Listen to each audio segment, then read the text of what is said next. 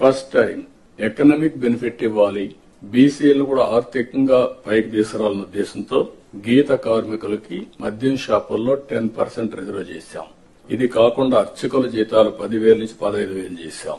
నాయి బ్రాహ్మణ్ జీతాలు 15,000 నుంచి 25,000 రూపాయలు చేశాం. చేనేతలకు జీఎస్టీ ఎత్తివేశాం. 200 రూపాయలు హ్యాండ్లూమ్ కి, అదే మరిగా పవర్ లూమ్స్ కి 500 రూపాయలు పవర్ సబ్సిడీ కూడా ఇచ్చాం. గృహ నిర్మాణానికి అదనంగా బీసీలకు, అదే మరి ఎస్సీలకు 50,000, ఎస్టీలకు 75,000 రూపాయలు ఇచ్చాం. ఇమాములకు 10,000, మౌజములకి 5,000 గౌరవ వేతనం కూడా పెంచాం. అవి కూడా ఇస్తున్నాం.